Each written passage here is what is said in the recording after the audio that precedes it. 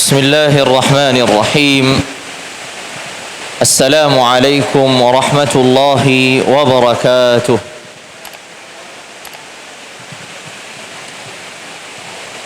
الحمد لله رب العالمين. الحمد لله حمدا يوافي نعمه ويكافئ مزيده. لك الحمد يا ربنا كما ينبغي لجلال وجهك الكريم وعظيم سلطانك القديم. أشهد أن لا إله إلا الله وحده لا شريك له، وأشهد أن سيدنا محمدا عبد الله ورسوله.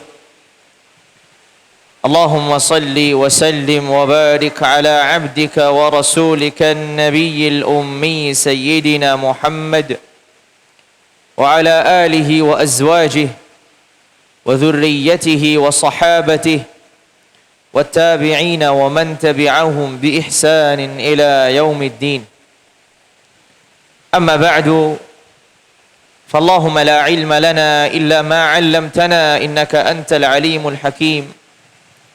اللهم علمنا ما ينفعنا وانفعنا بما علمتنا وزدنا علما تنفعنا في ديننا وأخرانا.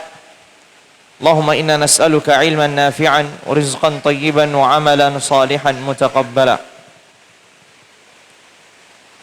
Alhamdulillah, kita kembali bertemu di malam hari ini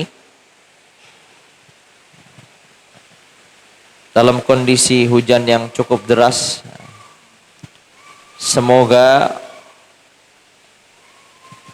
Allah Tabaraka wa Ta'ala menuliskan dan menjadikan hujan pada malam ini sebagai rahmat untuk makhluknya dan hamba-hambanya. Dan semoga Allah Jalla wa'ala menjadikan kita termasuk hamba-hamba Allah yang pada malam hari ini dikaruniakan, dilimpahkan rahmat olehnya.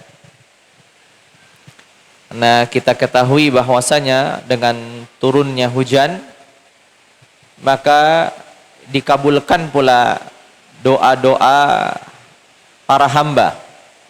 Maka kita memohon, meminta dari Allah Jalla wa'ala agar Allah Jalla wa'ala melimpahkan rahmatnya pada kita seluruhnya pada malam hari ini. Kita juga memohon kepadanya sebagaimana kita dikumpulkan pada malam hari ini dalam kondisi sehat, dalam kondisi afiah, dalam kondisi bahagia dengan iman dan Islam yang kita miliki.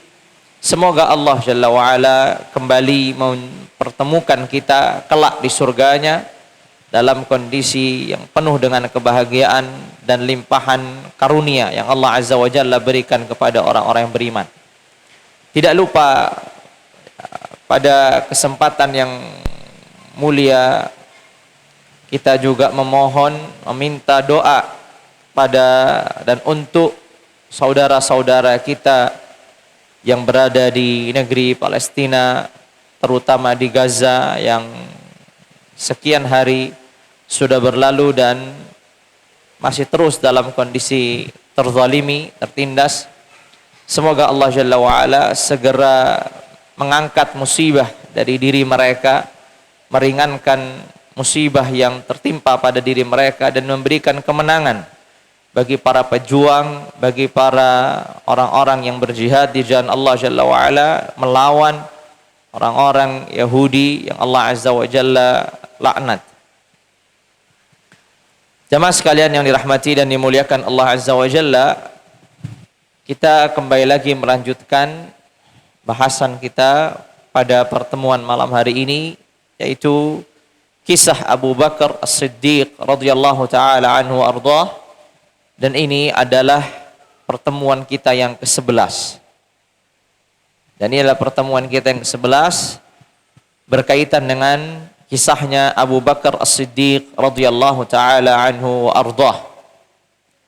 Kita mengetahui kedudukan, kemuliaan, derajat yang mulia, yang tinggi yang dimiliki oleh Sayyidina Abu Bakar As-Siddiq radhiyallahu taala anhu wa ardhah.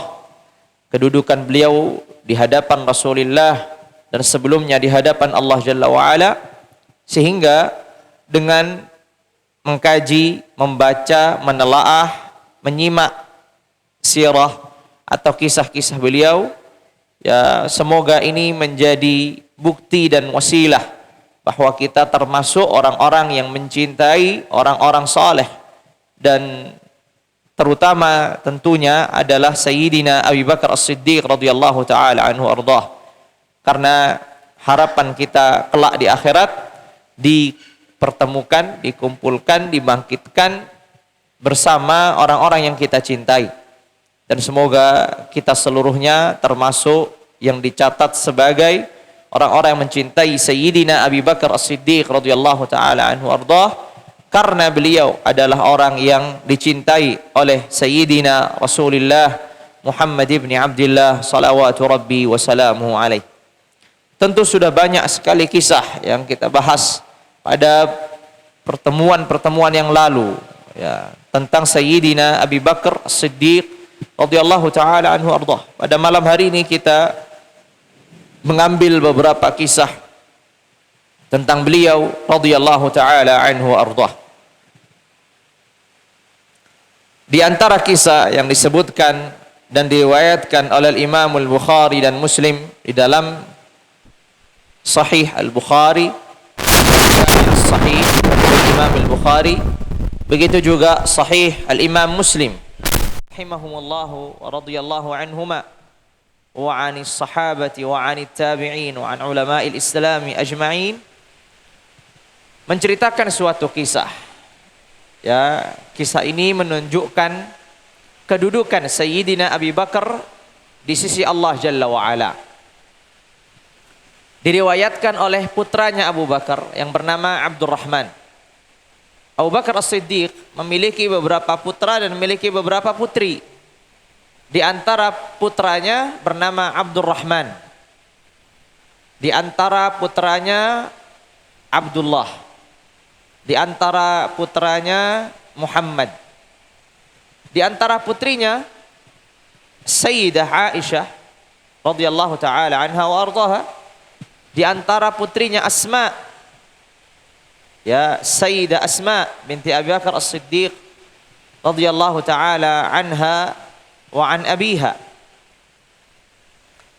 Abdurrahman ibn Abi Bakar menceritakan suatu kisah yang menakjubkan. Suatu ketika Rasulullah alaihi afdhalus salati wa atamus salam memerintahkan kepada para sahabat untuk menjamu ahli suffah. Ahli suffah ini siapa? Ahli suffah ini kumpulan sahabat-sahabat Rasulullah alaihi afdhalus salati wa atamus salam yang tidak memiliki tempat tinggal dan tidak memiliki kecukupan dalam kebutuhannya, sehingga mereka tinggal di masjid di Rasulullah alaihi afdhalus salati wa atamus salam. Maka disebut dengan ahli suffah. Mereka tinggal di masjid Nabi karena memang mereka tidak punya tempat tinggal dan karena mereka tidak punya kecukupan untuk kebutuhan mereka. Di satu waktu Rasulullah alaihi afdhalus salati wa atamus salam memerintahkan para sahabat, bagi siapapun yang memiliki makan untuk 2 orang, maka hendaknya ia mengajak 1 orang dari ahli suffah. Yang punya makan untuk 2 orang, cukup untuk 2 orang, ngajak 1, jadi untuk 3 orang. Yang punya menyiapkan makan untuk bertiga, maka ambil 1 dari ahli suffah, menjadi berempat dan seterusnya. Kemudian Rasulullah alaihi afdhalus salati wa atamus salam menjamu 10 orang. Rasulullah membawa dari ahli suffah ini 10 orang. Dan Sayyidina Abu Bakar As-Siddiq radhiyallahu taala anhu ardah membawa 3 orang. Jadi Rasulullah menjamu 10 orang, Abu Bakar menjamu 3 orang, sahabat yang lain ada yang mengambil 1, ada yang membawa 2, ada yang membawa seterusnya. Ya, sehingga ahli suffah ini dibagi-bagi di rumah-rumah para sahabat Rasulullah alaihi afdhalus salati wa atamus salam untuk makan mereka. Abu Bakar As-Siddiq membawa 3 orang. Setelah dibawa ke rumahnya, maka dipasrahkanlah jamuan mereka ini kepada putranya yang meriwayatkan kisah ini tadi. Siapa? Abdurrahman ibn Abi Bakar. Abdurrahman ini saudara kandungnya Aisyah. Abdurrahman dan Aisyah ini saudara kandung. Artinya ayah mereka Abu Bakar, ibu mereka Ummu Ruman. Ayah mereka Abu Bakar, ibu mereka Ummu Ruman. Karena Abu Bakar As-Siddiq radhiyallahu taala anhu ardah memiliki lebih dari 1 istri. Aisyah dan Asma, ayahnya sama Abu Bakar, tapi ibunya berbeda. Aisyah dan Asma saudara, keduanya putri Abu Bakar. Hanya saja Aisyah ibunya Ummu Ruman, Asma ibunya istrinya Abu Bakar yang lain. Kalau Abdurrahman dan Aisyah ini saudara kandung. Artinya ayah keduanya Abu Bakar dan ibu keduanya adalah Ummu Ruman radhiyallahu taala anha wa ardaha. Abu Bakar setelah membawa 3 orang tadi dari ahli suffah dijamu di rumahnya, Abu Bakar menyerahkan jamuan ini kepada putranya Abdurrahman dan istrinya Ummu Ruman. Lalu kemudian Abu Bakar pergi meninggalkan mereka. Kemana Abu Bakar pergi? Abu Bakar pergi menjumpai dan menemani Rasulullah alaihi afdhalus salatu wa atamussalam. Jadi Abu Bakar tidak ikut makan beserta tamu-tamunya dan keluarganya. Beliau lebih mengedepankan bisa mendampingi Rasulullah alaihi afdhalus salatu wa atamussalam. Abu Bakar bersama Nabi alaihi afdhalus salatu wa atamussalam membantu menjamu tamu-tamu beliau yang tadi berjumlah 10 sampai larut malam. Artinya Abu Bakar tinggal bersama Nabi, menjamu tamu-tamu Nabi sampai larut malam.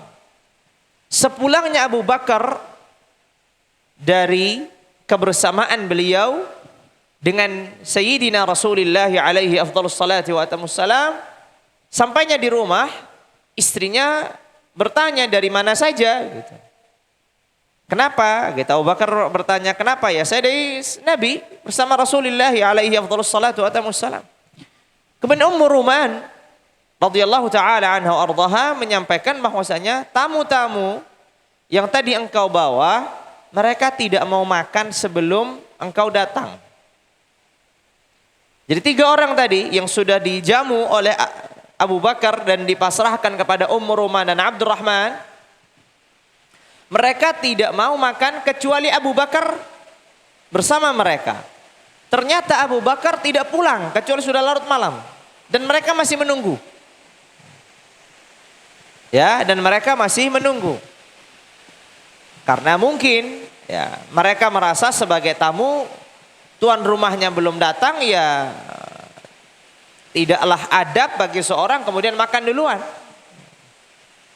Tapi sebenarnya Abu Bakar sudah mempersilahkan mereka dan dipasrahkan kepada putranya Abdurrahman. Kan sudah selesai sebenarnya. Maka di sini Abu Bakar marah. Kenapa mereka tidak makan? Dan kenapa harus menunggu Abu Bakar? Kemarahan Abu Bakar ini diluapkan kepada putranya. Dia mencari putranya Abdurrahman. Karena Abdurrahman mengetahui Abu Bakar sedang marah, maka Abdurrahman sembunyi. Maka Abdurrahman putranya ini sembunyi. Dan kita ketahui bahwasanya seorang yang memiliki karakter yang lemah lembut, yang tidak dalam tanda kutip kasar, tidak cepat emosi, ketika marah itu berbahaya. Ya, karena artinya emosinya, amarahnya sudah sampai puncaknya.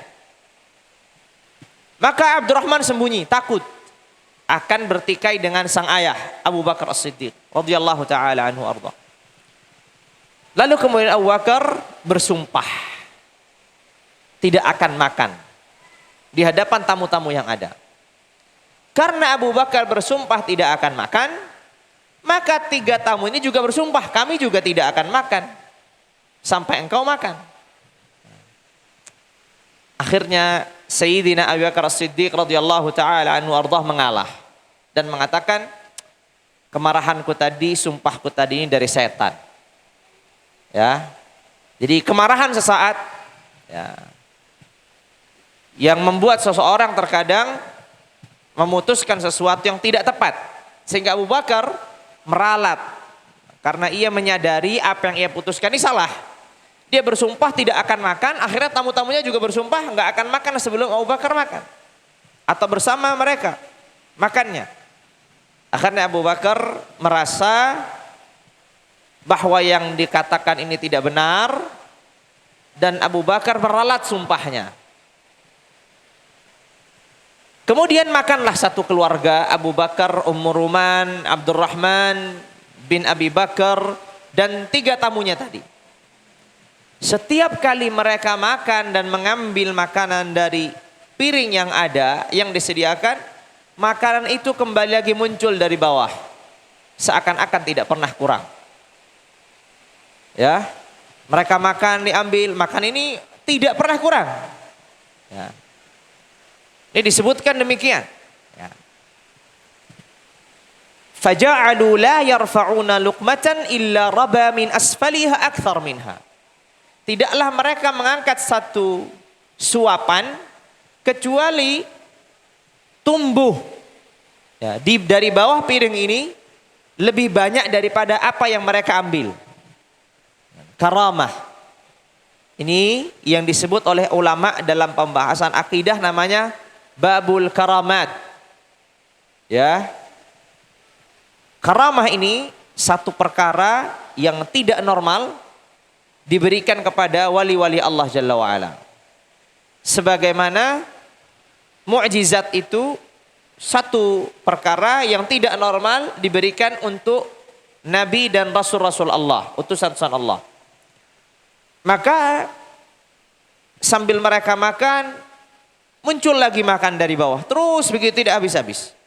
Sampai mereka kenyang, tidak sedikit pun makanan itu terkurangi, bahkan lebih banyak dari awalnya. Abu Bakar takjub, ya. Ya. Abu Bakar takjub dengan apa yang terlihat ini. Maka dia bertanya kepada sang istri, apa ini? Istrinya juga takjub. Ya, dan mengatakan, demi Allah, makanan yang dihidangkan saat ini lebih banyak daripada ketika awal dihidangkan. Ya, ketika awal dihidangkan. Sehingga setelah mereka sudah kenyang, selesai makan, masih tersisa banyak.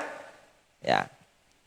Abu Bakar As-Siddiq radhiyallahu taala anhu ardah mengambil sebagian makanan tersebut dan diberikan untuk Rasulullah alaihi afdhalus salati wa atammus salam. Ya. Ini satu kisah yang disebutkan dan diriwayatkan oleh Imam Al-Bukhari dan Muslim menunjukkan kemuliaan Abu Bakar As-Siddiq radhiyallahu taala anhu arda. Dari mana kemuliaannya? Para ulama menyebutkan di antara tanda kemuliaan seorang hamba di sisi Allah Jalla wa ala, Allah membukakan padanya pintu yang tidak dibukakan kepada manusia normalnya. Abu Bakar As-Siddiq, kalau kita berbicara ini dari mana itu makanan tidak berkurang sama sekali. Sampai mereka kenyang, muncul dari bawah begitu. Enggak mungkin itu terjadi, kecuali itu dari Allah Jalla wa'ala. Sebagaimana kita ketahui, Sayyidina Rasulullah alaihi afdhalus salati wa atamus salam juga pernah mengalir dari jari jemarinya air. Sehingga setiap kali para sahabat berwudu dengan air itu tidak pernah berkurang karena dari jari jemari Rasulullah mengalir air. Dan ini tentu murni ketentuan dan ketetapan Allah Azza wa Jalla yang Allah berikan kepada hamba-hamba yang ia muliakan. Maka dari sini para ulama menyimpulkan ini menunjukkan satu kondisi dan satu kedudukan tingkatan yang dimiliki Sayyidina Abu Bakar As-Siddiq radhiyallahu taala anhu ardhah. Karena tidak seluruh sahabat memiliki karamah atau kedudukan yang dimiliki oleh Abu Bakar As-Siddiq radhiyallahu taala anhu wa ardhah. Tentu ini sangat menakjubkan dan susah untuk dipercaya bagi kita kemudian hari. Hanya saja karena riwayat ini riwayat yang sahih, maka kita mempercayainya. Dan sesungguhnya apa yang terjadi pada Abu Bakar As-Siddiq radhiyallahu taala anhu ardhah itu bukanlah sesuatu yang aneh. Ya, apabila kita mengkaji dalam sejarah Islam, maka kita akan mendapatkan beberapa keajaiban yang Allah Azza wa Jalla berikan kepada sebagian wali-walinya. Itu kisah yang pertama, ya, berkaitan dengan Sayyidina Abu Bakar As-Siddiq radhiyallahu taala anhu ardhah. Dan di sini kita melihat bahwasanya Abu Bakar As-Siddiq lebih mendahulukan kebersamaan beliau dengan Nabi ketimbang ia bersama dengan tamu-tamunya. Ya, tadi kan Abu Bakar membawa 3 orang ini dipasrahkan kepada Abdurrahman putranya, kemudian ditinggal. Karena beliau lebih mementingkan kebersamaan dengan Sayyidina Rasulullah alaihi afdhalus salati wa atamus salam ketimbang bersama tamu-tamunya. Lebih lagi kalau kita melihat tamu-tamu yang dijamu oleh Abu Bakar ini kan orang yang sudah cukup dikenalnya karena ahli suffah yang tinggal di masjid sehingga sering berjumpa, sering bertemu, maka tidak terlalu urgen atau tidak terlalu penting ketika harus Abu Bakar menemani mereka, membersamai mereka dalam makan. Ya, karena mereka orang-orang sudah dikenal oleh Abu Bakar dan Abu Bakar juga sudah mengenal mereka. Sehingga Abu Bakar lebih mengedepankan kebersamaan beliau bersama Rasulullah alaihi afdhalus salati wa atamus salam ketimbang makan dengan keluarganya dan makan dengan tamu-tamunya. Di sisi lain Abu Bakar juga tidak meninggalkan begitu saja, tapi Abu Bakar sudah memasrahkan kepada putranya. Ya, sehingga apabila seorang misalkan memang memiliki hajat yang lebih penting, lebih darurat, lebih didahulukan, dan ia juga memiliki tamu-tamu, dan di sana ada yang menggantikan dari putranya, maka tidak mengapa seorang itu meninggalkan tamu-tamunya, ya tentu dengan memahamkan mereka, sambil juga memasrahkan tamu-tamu ini kepada anaknya atau putranya atau orang yang dikenalnya untuk dijamunya. Jamaah sekalian dirahmati dan dimuliakan Allah Jalla wa'ala, itu kisah yang pertama dari kisahnya Sayyidina Abu Bakar As-Siddiq radhiyallahu ta'ala anhu ardhah. Kisah yang kedua diriwayatkan oleh Imam Al-Bukhari di dalam sahihnya dari Sayyidah Aisyah radhiyallahu ta'ala anha wa ardhaha. Aisyah menceritakan satu kisah. Abu Bakar As-Siddiq memiliki seorang budak laki-laki. Yang mana budak laki-laki ini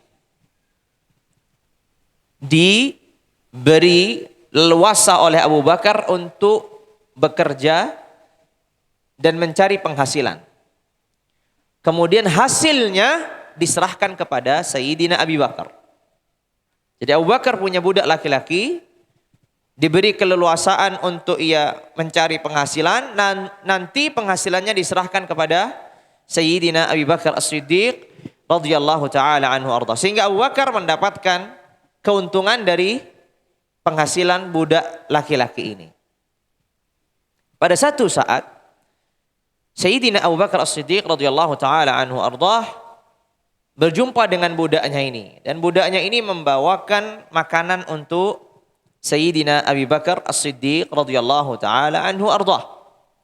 Setelah Abu Bakar makan dari makan ini, karena dia kan sudah terbiasa ini budaknya dan apa yang dihasilkan adalah menjadi miliknya. Kan begitu ketentuan dalam syariat. Ya, ketentuan di dalam agama Islam, apabila seorang memiliki budak dan budak ini punya penghasilan, maka penghasilannya itu yang milik tuannya, milik pemiliknya, begitu. Maka ketika budaknya ini menyajikan satu makanan, Abu Bakar makan. Karena apa yang dimiliki budak ini, ya dimilikinya.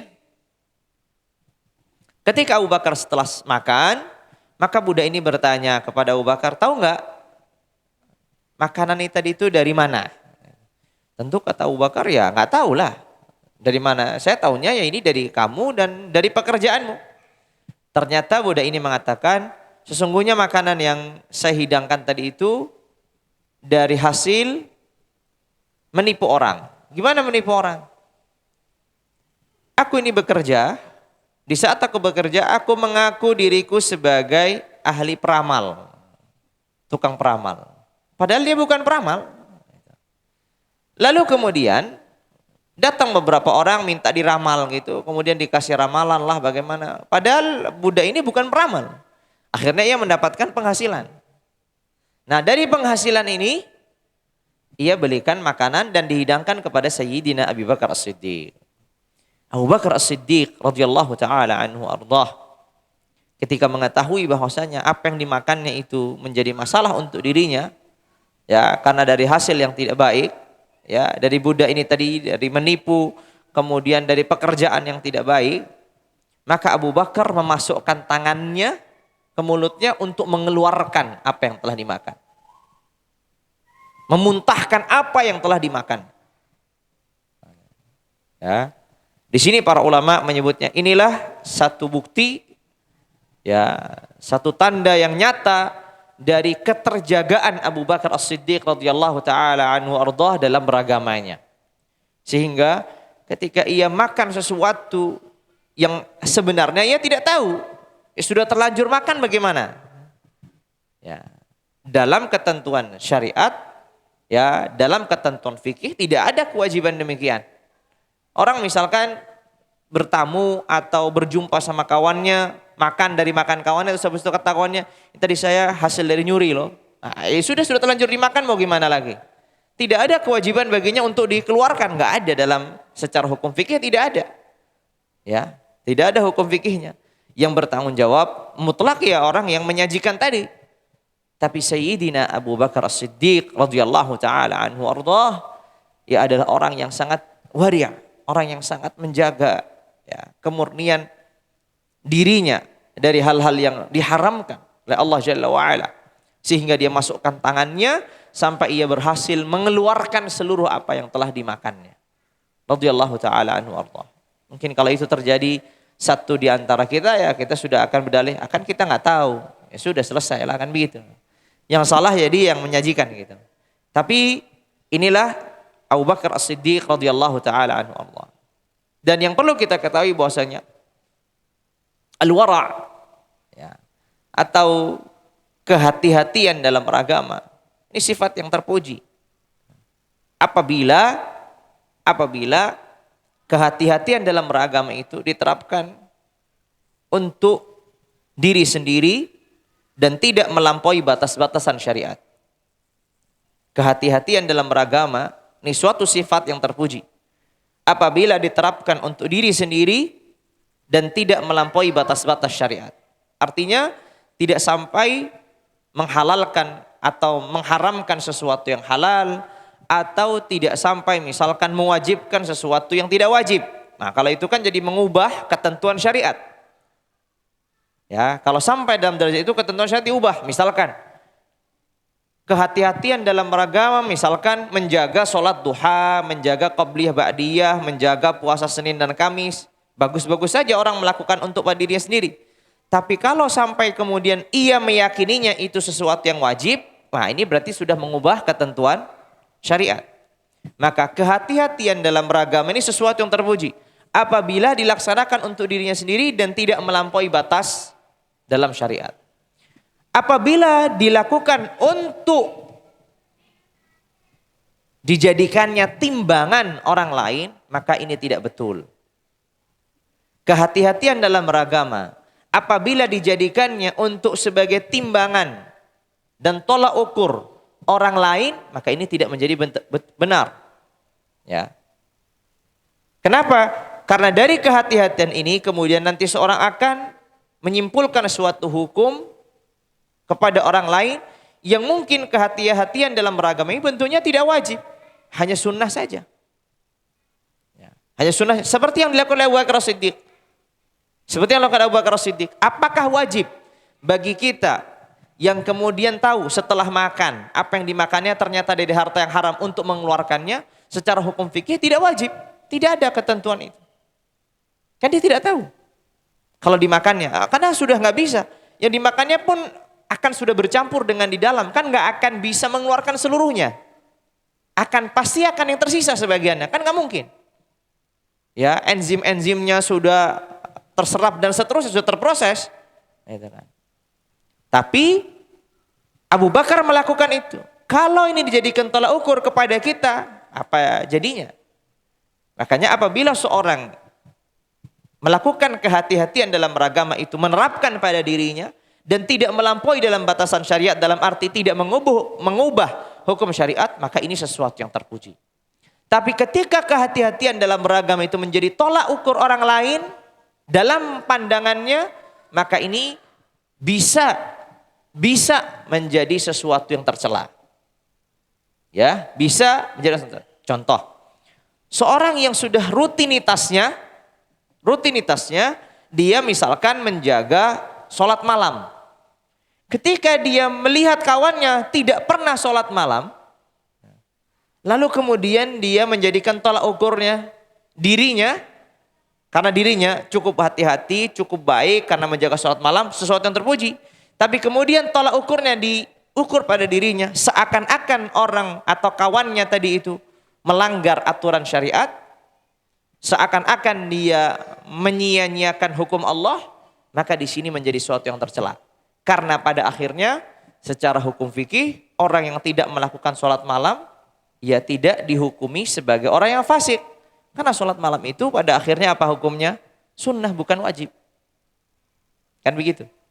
Ya, walaupun dirinya kalau melewatkan satu malam tanpa sholat, mungkin menyesalinya, mungkin banyak istighfar, mungkin mengqadha'nya, itu urusan pribadi. Ya, makanya sekali lagi, kehati-hatian dalam beragama itu sesuatu yang terpuji ketika satu diterapkan pada dirinya, dua tidak melampaui batas syariat. Ketika diterapkan kepada orang lain dan kehati-hatian dalam beragama yang menjadi tolak ukur, maka bisa menjadi sesuatu yang tercela.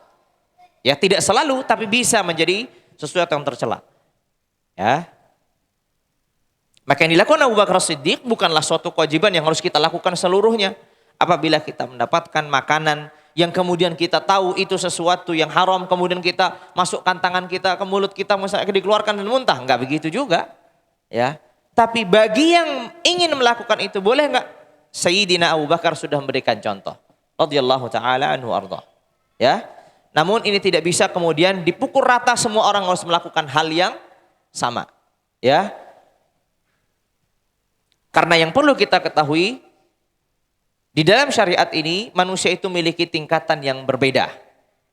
Semakin tinggi tingkatan dan kedudukan dirinya dalam keimanan, maka tanggung jawabnya untuk menjalankan syariat itu juga semakin berat. Ya, semakin sempurna sebenarnya. Namun semakin ia dalam satu tingkatan yang tidak seperti yang lainnya, maka tentu keringanan-keringanan syariat itu berlaku padanya. Di sisi lain, Abu Bakar As-Siddiq radhiyallahu taala anhu ardah, ya, dalam kisah-kisah yang lalu pernah disebutkan bahwasanya Abu Bakar As-Siddiq itu menjadikan sholat witirnya di awal malam. Sedangkan Sayyidina Umar menjadikan sholat witirnya di akhir malam. Kenapa? Kehati-hatian dalam beragama. Kenapa kok kehati-hatian? Abu Bakar khawatir kalau witirnya di akhir malam, ketiduran bablas sampai subuh. Nggak sempat sholat witir. Ya, makanya ketika Nabi bertanya kepada Sayyidina Abi Bakar, kapan engkau melaksanakan witirmu? Abu Bakar mengatakan, aku di awal malam. Dan ketika bertanya kepada Umar, kapan engkau melaksanakan witirmu? Kata Umar, aku melaksanakannya di akhir malam. Maka kata Rasulullah alaihi afdhalus salatu wa atamussalam, ini yaitu Abu Bakar telah mengambil jalur atau jalan kehati-hatian, ihtiyat. Sedangkan Umar mengambil jalan al-azimah, tekad yang kuat. Sehingga keduanya di jalan yang benar. Makanya kita memiliki uswah atau teladan dalam menjalankan syariat ini. Bagi yang mungkin merasa khawatir tidak sholat witir, bisa melaksanakannya di awal malam setelah sholat isya misalkan. Bahkan itu yang diwasiatkan Sayyidina Rasulullah alaihi afdhalus salati wa atamus salam kepada Sayyidina Abi Hurairah. Ya. Abu Hurairah radhiyallahu taala anhu ardah mengatakan, kekasihku yaitu Sayyidina Rasulullah berwasiat kepadaku agar aku tidak meninggalkan 3 hal. Salah satunya wa an utira qabla an anam. Ya, agar aku melakukan sholat witir sebelum aku tidur. Artinya di awal malam. Ya, artinya di awal malam. Baik. Itulah kisah yang kedua, ya, berkaitan dengan Sayyidina Abi Bakar As-Siddiq radhiyallahu taala anhu wa ardah.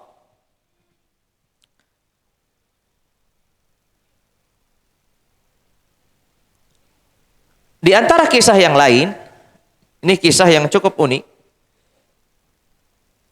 Abu Bakar As-Siddiq radhiyallahu taala anhu warḍah sudah berjanji kepada, diriwayatkan oleh Imam Malik dalam Al-Muwatta melalui Aisyah radhiyallahu taala anha wa ardhaha, putrinya Abu Bakar.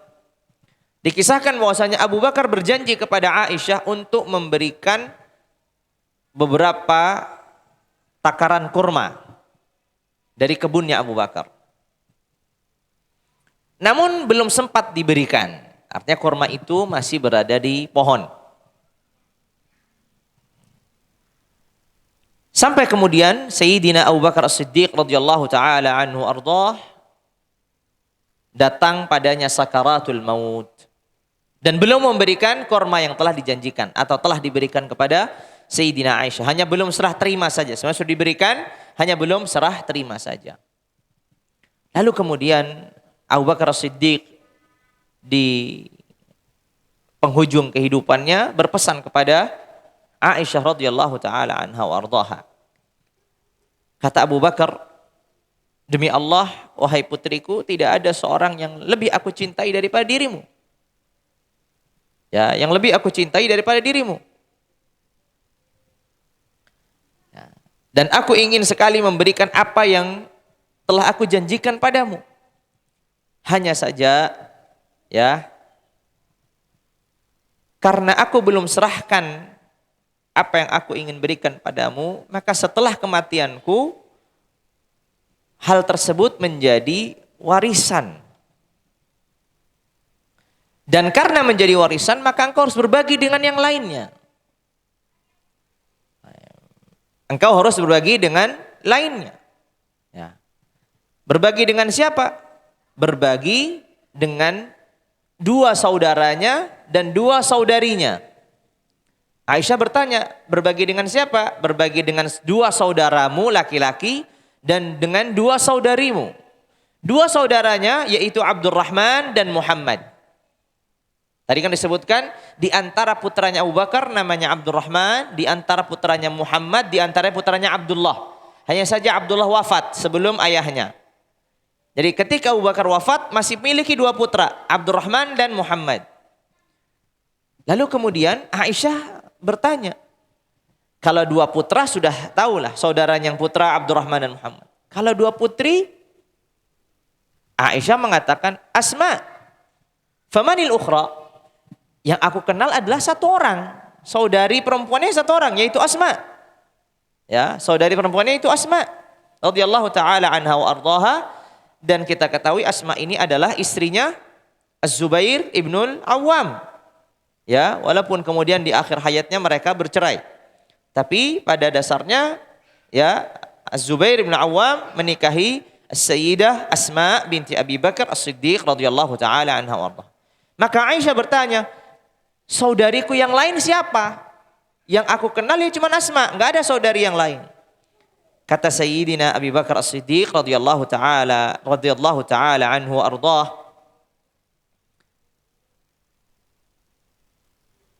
aku melihat di rahim istriku ada seorang anak perempuan. Jadi Abu Bakar As-Siddiq memiliki istri yang lain dalam kondisi hamil. Ya. Dan Abu Bakar melihat, memprediksi bahwasanya anak yang akan dilahirkan kemudian hari itu adalah seorang perempuan. Ya, seorang perempuan. Makanya Abu Bakar berpesan agar harta nanti yang tersisa dibagi bersama dua saudaranya Aisyah dan dua saudarinya Aisyah. Dua saudaranya Abdurrahman dan Muhammad. Dan dua saudarinya yang sudah ada hadir adalah Asma. Sedangkan yang satu tidak tahu di mana. Ternyata Abu Bakar mengatakan ada. Kamu nanti akan punya adik seorang perempuan tapi masih di rahim. Ya, istri Abu Bakar yang lain. Ya, dari istri Abu Bakar yang lain. Radhiyallahu taala an Abi Bakar wa an Aisyah wa anis sahabati ajma'in. Kemudian ia berwasiat juga untuk kemudian nanti ketika beliau wafat dimandikan. Kemudian dimandikan. Tentu kita ketahui ya bahwasanya Abu Bakar As-Siddiq radhiyallahu taala anhu arda dimandikan oleh istrinya yang bernama Asma bintu Umais. Asma bintu Umais, salah satu istrinya Abu Bakar As-Siddiq. Jadi Abu Bakar As-Siddiq ketika wafat disebutkan dalam sebagian sejarah wafatnya Abu Bakar itu disebabkan ia mandi di malam hari yang cukup dingin. Kemudian ia jatuh sakit dan kemudian berlanjut sakit itu sampai beliau wafat radhiyallahu taala anhu arda di usia 63 tahun. Dan yang memandikan adalah istrinya Asma. Maka di sini para ulama menyebutkan boleh bagi seorang istri sebenarnya sudah bukan istrinya lagi. Ya, kalau orang atau seorang wanita sudah ditinggal mati suaminya kan sudah bukan istrinya lagi. Masih istrinya bukan? Kan sudah bukan istrinya lagi. Memang masih ada masa iddah, ya kan? Memang masih ada masa iddah kalau bagi wanita. Tapi yang jelas sudah bukan istrinya lagi. Tapi dalam fikih ada namanya tarattubu athari zaujiyah. Itu dampak dari hubungan suami istri. Jadi yang tersisa itu dampak dari hubungan suami istri. Tapi bukan yang meninggal ini bukan lagi suaminya dan yang ditinggal ini bukan lagi istrinya secara hakikat ya karena sudah meninggal salah satunya. Ya, tapi dalam secara fikih nanti ada hukumnya namanya al-atharuz zaujiyah. Ya, dampak-dampak yang dihasilkan dari pernikahan antara suami istri. Walaupun sudah tidak menjadi suami istri tapi masih ada. Sebagai contoh saja seorang wanita yang sudah diceraikan walaupun sudah bukan istrinya tapi kan selama di masa di masa iddahnya ya sesuai dengan perincian yang ada masih berhak untuk mendapatkan tempat tinggal dan seterusnya. Padahal sudah bukan lagi istrinya. Intinya para ulama menyebutkan bahwasanya boleh bagi seorang wanita memandikan suaminya ketika wafat. Sebagaimana juga sebaliknya. Boleh bagi seorang laki-laki memandikan istrinya ketika istrinya wafat. Ya. Dan mereka berdalil dengan kisah ini. Dari mana kisah ini? Ini kan perbuatannya para sahabat. Naam, ini perbuatannya Sayyidah Asma dan tidak diketahui ada sahabat yang menyelisihinya. Sehingga diperbolehkan bagi seorang istri memandikan suaminya atau suami memandikan istrinya ketika sudah wafat. Uniknya Asma binti Umais radhiyallahu taala anha wa ardhaha ini berpindah dari satu suami ke suami yang lain dan semuanya adalah sahabat-sahabat Rasulullah yang mulia. Asma binti Umais suami pertamanya adalah Ja'far. Ja'far bin Abi Talib, saudaranya Ali. Ja'far wafat gugur dalam peperangan Peperangan Mu'tah, Ghazwatu Mu'tah sebagai panglima yang kemudian gugur dalam peperangan tersebut. Setelah Ja'far wafat, istrinya menjanda, dinikahi oleh Sayyidina Abi Bakar As-Siddiq. Setelah Abu Bakar wafat, kan berjanda lagi. Maka dinikahi oleh Ali bin Abi Talib. Dinikahi oleh Ali bin Abi Talib. Jadi Ali tidak langsung menikahi Asma binti Umais. Ya, setelah menjanda dari saudaranya Ja'far. Tapi melalui Abu Bakar dulu. Jadi Ja'far pindah ke Abu Bakar, kemudian setelah Abu Bakar wafat, pindah lagi kepada Sayyidina Ali ibn Abi Talib radhiyallahu taala anhu wa an Asma. Jadi 3 suami dari sahabat Rasulullah yang mulia.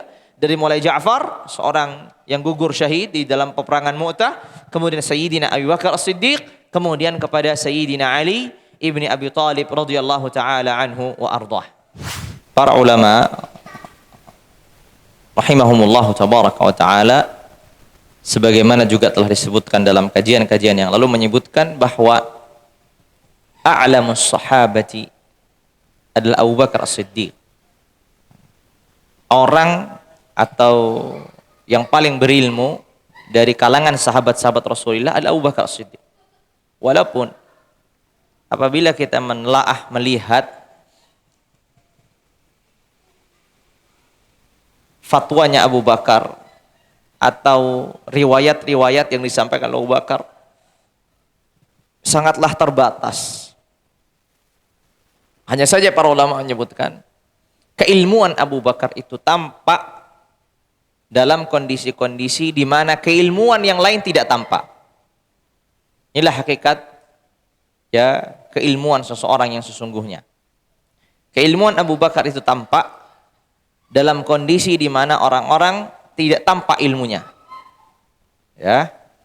Disinilah keunggulan ilmu seseorang. Kalau di saat manusia semuanya tahu dan punya ilmu, standar saja keilmuan seseorang itu. Tapi di saat manusia yang lain tidak mengetahui pengetahuan tersebut atau ilmu tersebut, kemudian ada seorang yang tahu, disitulah dia bisa diakui keilmuannya yang mapan dan matang. Apa yang terjadi? Ini sebagai penutup untuk kembali kita lanjutkan perjalanan Abu Bakar As-Siddiq setelah wafatnya Sayyidina Rasulullah alaihi afdhalus salati wa atamus salam.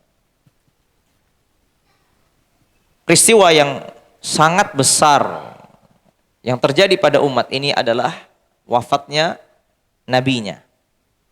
Wafatnya Sayyidina Rasulullah alaihi afdhalus salati wa atamus salam. Sehingga Rasulullah mengingatkan kepada umat ini, musibah apapun yang kalian alami selain musibahku maka itu ringan. Selain musibahnya kematian Rasulullah itu ringan. Seluruh musibah ya selain musibahnya Rasulullah alaihi afdhalus salatu wa atamus salam yang kita lalui itu ringan. Maksudnya meninggalnya Rasulullah itu musibah yang besar. Ya, musibahnya Rasulullah alaihi afdhalus salatu wa atamus salam, meninggalnya beliau itu adalah musibah yang besar. Maka umat ini tidak pernah melalui musibah yang lebih besar daripada musibah wafatnya Sayyidina Rasulullah alaihi afdhalus salatu wa atamus salam. Tidak ada.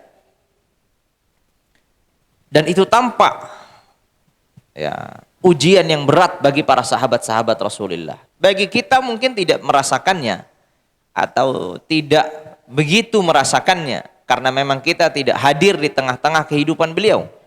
Tapi bagi mereka yang menyaksikan keagungan, kemuliaan Sayyidina Rasulullah alaihi afdhalus salatu wa atamus salam, sangat susah untuk menerima wafatnya beliau.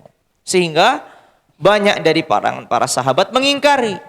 Termasuk Sayyidina Umar bin Khattab sampai menvonis siapapun yang mengatakan Rasulullah wafat itu orang munafik. Dan siapapun yang mengatakan demikian, maka aku akan penggal kepalanya, aku akan bunuh dia. Ya, tegasnya Umar bin Khattab. Karena Umar bin Khattab memiliki satu kesimpulan. Rasulullah tidak mungkin wafat sebelum ia menyelesaikan tugasnya. Apa tugasnya? Di antara tugas Rasulullah adalah menghukum orang-orang munafik. Dan itu belum terjadi. Ya. Rasulullah alaihi afdhalus salatu wa atamus salam belum menegakkan hukum bagi orang-orang munafik. Karena kemaslahatan yang lebih besar dari untuk umat ini. Maka Umar bin Khattab memiliki kesimpulan bahwa Nabi tidak mungkin wafat sebelum selesai tugasnya. Dan di antara tugasnya itu menghukum orang-orang munafik. Orang munafik masih berkeliaran, belum dihukum. Dan Umar mengatakan, yang terjadi pada Muhammad ibn Abdullah Sayyidina Rasulullah alaihi afdhalus salati wa atamus salam adalah apa? Beliau ini pergi sebagaimana perginya Musa untuk berjumpa dengan Allah selama 40 hari, kemudian akan balik lagi. Jadi itu yang dikatakan oleh Umar. Jadi Umar memiliki kesimpulan, Nabi ini hanya pergi berjumpa Allah 40 hari sebagaimana Musa nanti akan kembali lagi. Dan dengan ketegasan yang kita ketahui dari Sayyidina Umar, ia mengancam siapapun yang berani mengatakan Rasulullah wafat, maka akan dipenggal kepalanya. Dan ia pun ya menghimbau itu di hadapan manusia, bahwa ada beberapa orang munafik yang mengatakan Nabi telah wafat. Siapapun yang mengatakan Nabi telah wafat, maka aku akan penggal kepalanya, aku akan bunuh dirinya. Sampai kemudian datangnya Sayyidina Abi Bakar As-Siddiq radhiyallahu taala anhu ardah dari rumahnya, dan sahabat-sahabat Nabi ini berbeda pandangan. Ada yang mengatakan begini, ada yang mengatakan begitu. Intinya percaya dan tidak percaya kewafatnya Rasulullah alaihi afdhalus salatu wassalam. Lalu kemudian Abu Bakar segera menjumpai Nabi yang sudah tertutup dengan kain. Ia membuka kainnya, kemudian mengatakan inna lillahi wa inna ilaihi raji'un. Kemudian Sayyidina Abu Bakar ini mencium keningnya Rasulullah alaihi afdhalus salatu wassalam, kemudian menutup kembali, dan kemudian ia mengetahui bahwasanya Sayyidina Muhammad bin Abdullah telah wafat. Setelah itu Abu Bakar masuk ke masjid. Setelah masuk ke masjid, Abu Bakar meminta Umar untuk duduk, karena Umar ini menghimbau, jangan ada yang mengatakan Rasulullah telah wafat, yang mengatakan saya akan bunuh. Terus begitu di hadapan manusia. Umar kata Abu Bakar, ijlis ya Umar, duduk. Umar nggak mau duduk. Lalu kemudian Abu Bakar berdiri di tengah-tengah sahabat dan mengatakan, ya sesungguhnya yang menyembah Muhammad, maka sesungguhnya Muhammad telah wafat. Dan sesungguhnya yang menyembah Allah, maka sesungguhnya Allah maha hidup, tidak akan merasakan kematian. Man kana ya'budu Muhammadan fa inna Muhammadan qad mat. Wa man kana ya'budu Allah fa inna Allah hayyun la yamut. Orang yang menyembah Muhammad, maka sungguhnya Muhammad telah wafat. Tapi yang menyembah Allah, maka Allah adalah hayyun, adalah yang maha hidup, tidak akan pernah wafat. Kemudian ia membacakan ayat, wa ma Muhammadun illa rasulun qad khalat min qablihi ar-rusul afa immata aw qutila inqalabtum ala aqabikum wa man yanqalib ala aqibaihi falan yadurrallaha syai'a wa sayajzillahu syakirin. Ya, ayat ini seakan baru pertama kali didengar oleh para sahabat Nabi, termasuk Umar. Umar ketika awal Abu Bakar berbicara enggak percaya.